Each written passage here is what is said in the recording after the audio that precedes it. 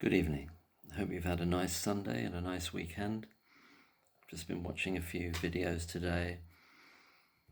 Been watching George Galloway and some other video called about the Jungian philosophy called The Dangerous Wisdom of the Sophia Stage. That's pretty good.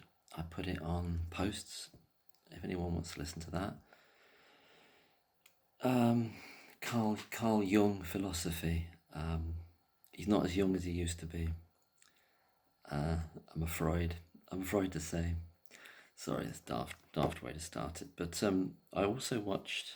I was listening to. I've had a headache today, so I was lying down, but I was listening to Chris's video, and a lady had contacted him who had been a nurse and had worked in the health and safety executive. I think that's at HSE, and was conveying a lot of really interesting information and her thoughts. And there was a part in the video where Chris is talking about if you're in a situation in work in which you know that it's not safe, it's not safe for you there, and they really want you out and they're accusing you of things, best to go for a constructive dismissal and find a way out of there. Don't go back there. But also, from memory now, Chris was acknowledging that if you were a person that wanted to know that you've done nothing wrong, either intentionally or unintentionally, and know that you're good at what you do and you care about what you do, and you've been treated unjustly, that why shouldn't you go back? Why would you? And there are other reasons, pragmatic reasons, because you've bought a house there. But I think the overarching will to return is that, well, why have they done this? Why have you been pushed out?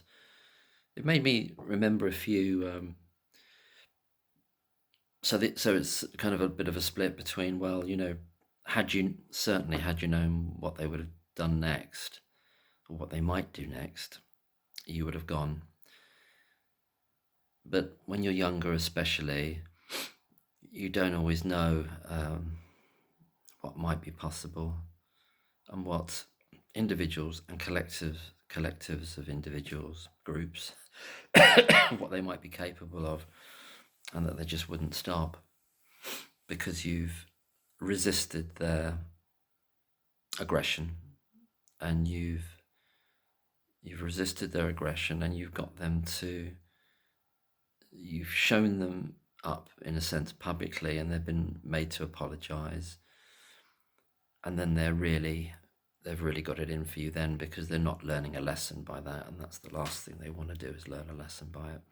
But it made me think of a few little occasions in my life. It's just a few, there's quite a few, but I could just dip into three short ones, hopefully, where kind of it's nothing like the miscarriage of justice we're talking about, of course, but just how dynamics can either push you out or give you no choice, and when to do that, and how it can happen, and how it can seemingly happen out of nowhere as well. In no particular order, and I can't remember the exact years because I've had lots of different jobs over my life, lots of different places. So where will I start? I'll start with this kind of smaller one, as it were, but it's still instructive, I think, it is for me, in terms of thinking about what can happen in workplaces and other social settings as well. So the first one is working for I was on these kind of rolling year contracts with the job centre, the employment service, or they might have been called something else then, because they kept on changing their name, but this is a long time ago. It's a couple of decades ago or more, or whatever. But anyway, it's a while back. And I was at this kind of entry level job, just effectively like a long-term temp job, but they'd roll it over and give you another contract. There was one supervisor there. I'd gone up for my tea break, which was upstairs, and I was still within my time. I still had about 5 minutes left. And then this lady, happens to be a lady, burst into the room, who's the supervisor, who up to that point had kind of been, I don't know, I didn't particularly trust her, didn't particularly dislike her or anything, but she bursts in and like shouts at me as though shouts in a very aggressive way, "Get down here, get down here," like I'm either a dog or well, anyway, I was going to say, like talking to a young person, but that would be very wrong to do to a younger person anyway. But I probably was a bit younger but irrespective, it was just abysmal rudeness. And then I can't remember exactly what I said, but we were going downstairs. No, I said, no, I've still got a few minutes left here, and then she repeated it, and I said, you're incredibly rude, or something like that. It wasn't. I didn't insult her back, or I didn't shout. I might have raised my voice slightly. So that's what happened, and eventually I waited out my full break time, and I came down, and then I was summoned later that afternoon to one of the main managers up the top of the building, and he said, well, from tomorrow on, it's kind of been decided. No, he kind of put it to me, oh, that you've been rude to this person. And I said, no, they were rude to me, and I just defended myself appropriately. I don't know exactly if I put it like that, but I said what had happened, my side of it, and then the bloke goes, this is the main manager of the office.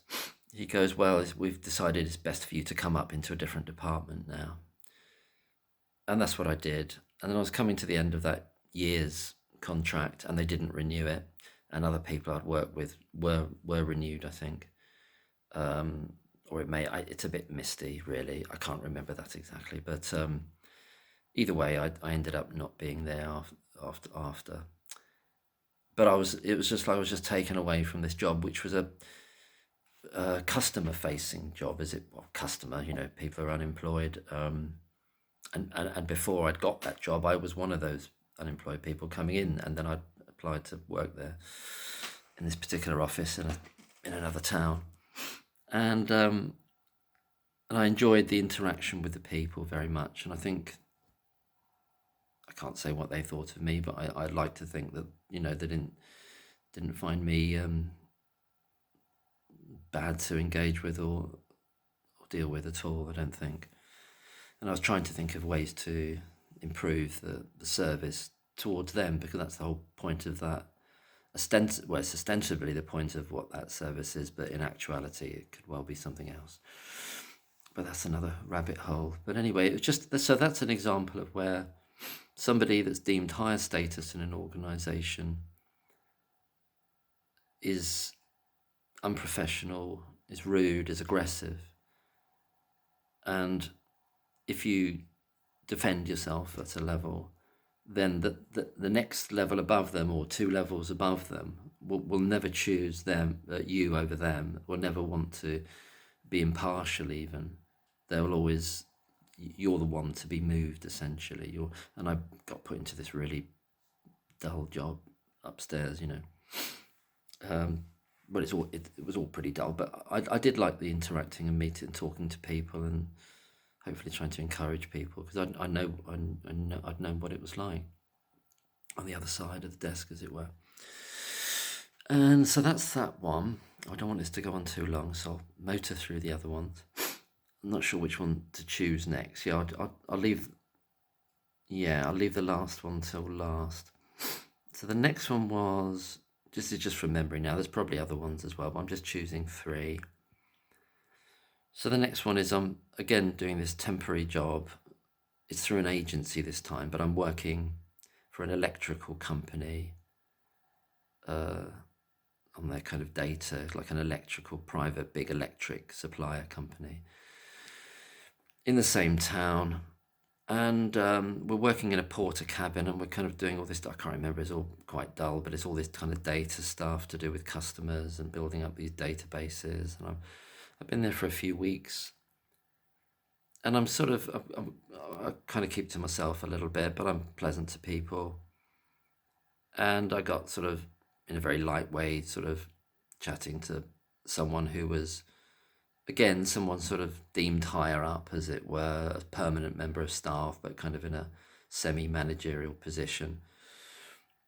So this is in the 90s at some point as well, and I'd not really had a personal computer at all, although I did have a ZX Spectrum, which I never really got to use, but when they first came out, but about when I was 17 or whatever. Never really learned to code, you know. And I was saying, just as a kind of a shooting the breeze type of stuff, or having a cup of tea, I was saying, I'd like to get a computer one day. What's it like? Because this person was working on a laptop, and she goes, well, yeah, they're good and everything. And I was saying, because I'd kind of resisted getting into getting a computer, and very much resisted getting phones early on when they started becoming popular.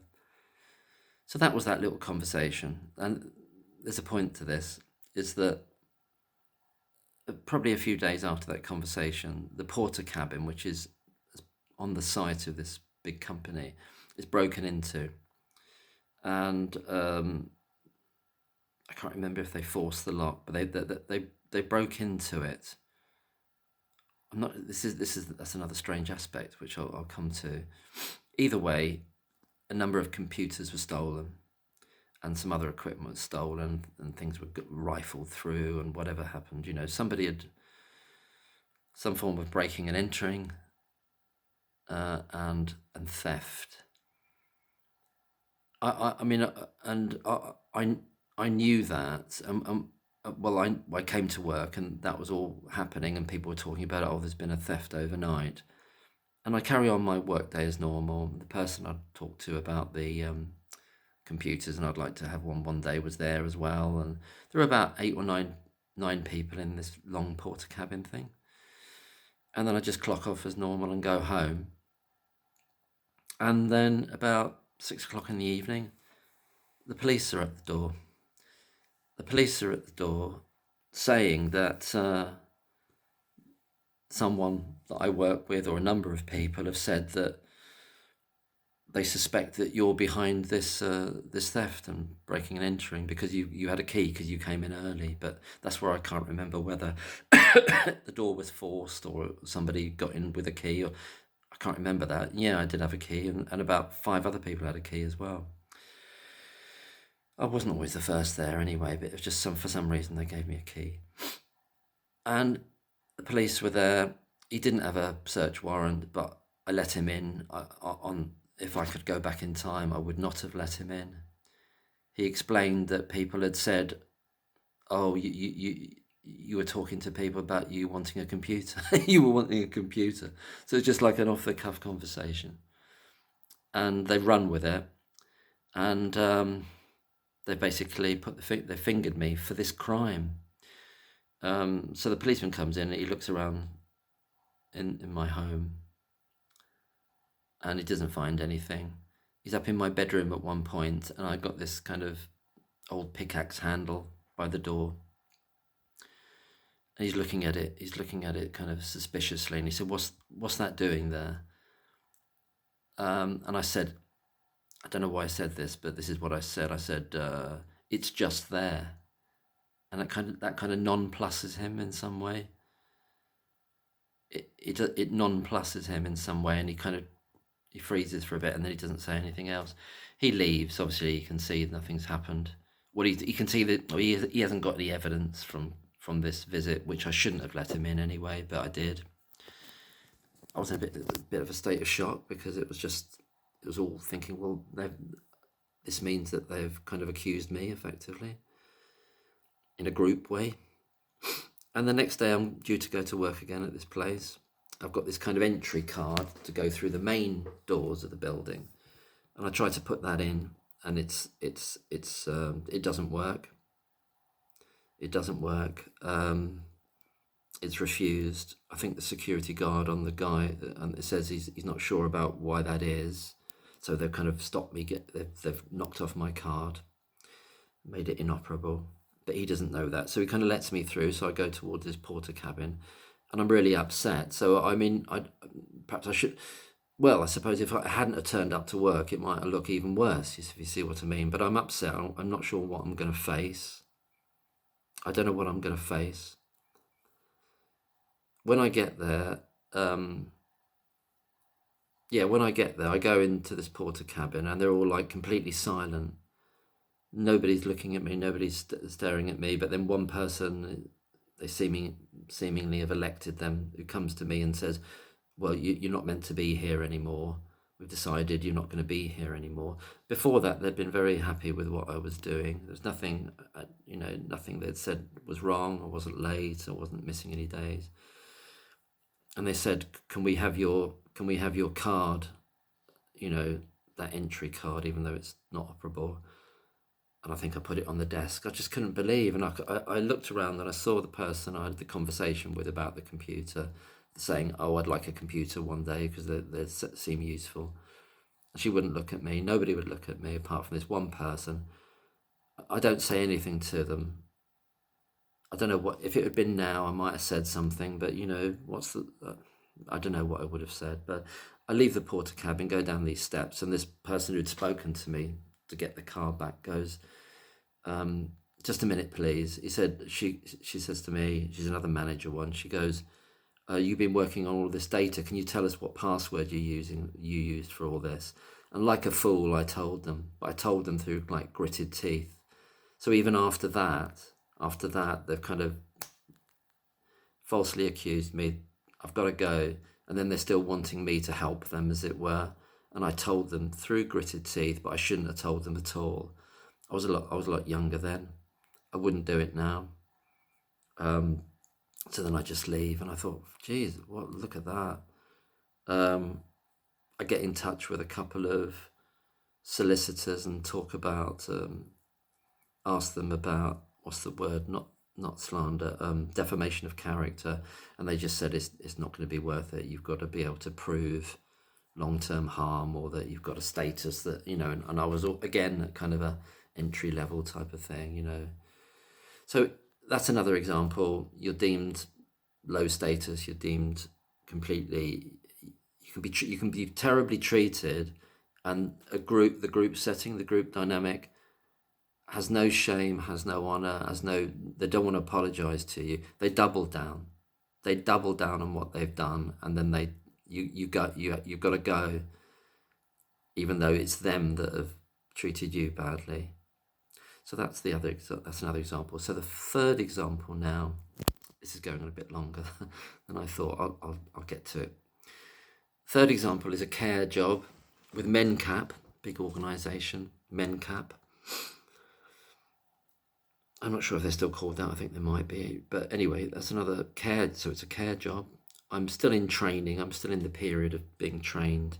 So it's a group home, a group residence where there's about 9 or 10 residents there with different disabilities and needs, some more severe than others, and that's their home and everything. And then obviously I'm starting this training, and I've done some other sort of care related things as well, but I'm starting this training, and it's impressed upon me in the first few days from the manager. She says, anything you see that's going wrong here, you're obliged to write it in this book. A kind of Datix report for that kind of world and system and organisation. Anything you see that's going wrong here, anything that troubles you, anything you think is missing or wrong, or what we could improve, write it in this book. And it's this book where you write it all in, sign it, the date, time, etc. So I literally start doing that.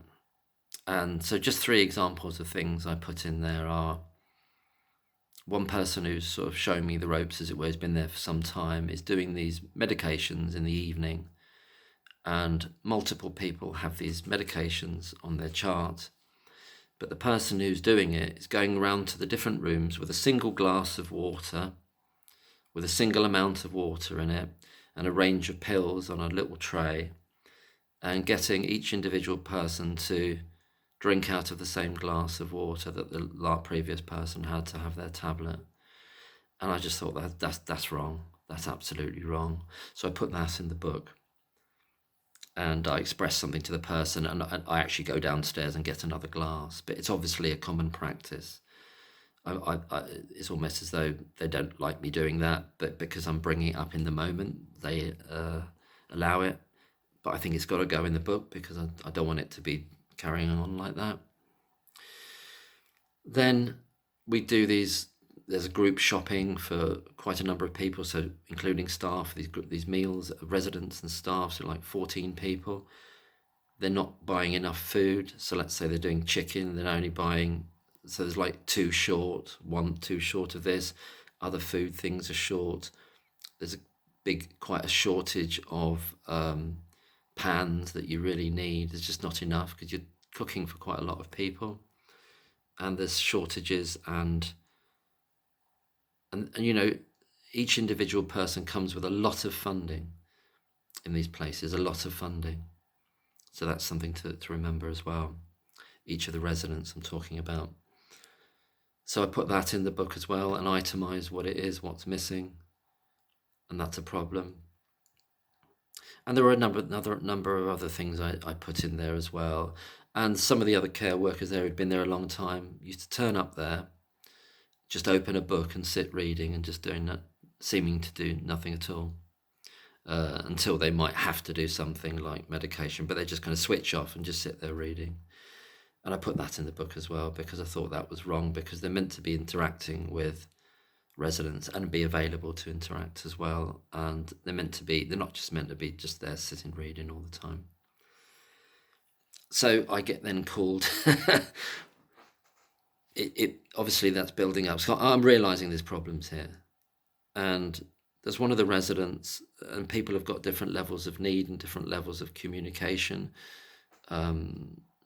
problems, as it were, or abilities. But there was one lady there, I remember, resident, and she made up this rhyme and she told it to me, and it was saying that this was a bad place she was living and wish she could get out. No, I'm not saying I didn't see any physical abuse, but it's kind of more on the neglect side. This is, well, not having enough of the meal that you're preparing for a lot of people. It's a kind of abuse in that sense, particularly when there's a lot of money it's being badly organized, it's neglectful. The thing with the drink, with the water, is just very bad practice. It's potentially hygiene issues. It's very demeaning. It's wrong. It's insulting. It's uncaring, unprofessional. All that kind of stuff as well. What I'm saying is, I didn't witness any threats of physical abuse. So I get called into the manager, just her and me, and she's kind of staring at me. She'd give me this really impressive pep talk to begin with about, we're all working as a team and we want to improve the service. It's got to be as good as you can. Please let us know if there's anything. That's what this book's for. Never be frightened to voice your concerns. All that spiel. Now, this is very similar to the whole Datix thing. When you actually do it, they don't want it. It's the last thing they want to happen. So we're in this situation. I'm about, I don't know, X number of weeks in there. I'm still on this training bit, as it were. And she kind of looks at me like that, kind of with her head tilted, and goes, I'm not really sure this is right for you, this job. I mean, I'm willing for you to stay. And she couldn't sack me. But she goes, I'm not really sure. Or no, she put it as a question to me. It's a long time ago. Do you think you're really right for this job, working with? And I said, well, everything I've done is what you've advised to do, and there are important things. And she said, well, it's just a bit too much. It's a bit too much. And then she became a bit more critical of me. And then I raised with her something I'd seen her do during a mealtime, in which she's, in quite an oppressive, quite borderline or actual bullying way, talking to one of the residents and like micromanaging what they're doing, where they're looking, and saying to this in a very imperious way, oh, you're looking at this other resident, if you do that anymore, in a very kind of authoritarian way, saying if you do that anymore, you're going to be eating on your own. You'll be eating on your own. And the person, I think, almost was very upset by that. In other words, I was saying, I don't think you're very good at this. Actually, I've seen you, and you've obviously been doing this for years, and I don't like the way you've treated those residents there. So anyway, I I knew my card was marked there, and was it constructive dismissal? It's the sense that she knew she couldn't, or they couldn't have me sacked. I hadn't done anything wrong. I hadn't shown myself to be unsuitable in any way. In fact, I was being very suitable, but not according to their liking, because it was challenging issues that were obviously there.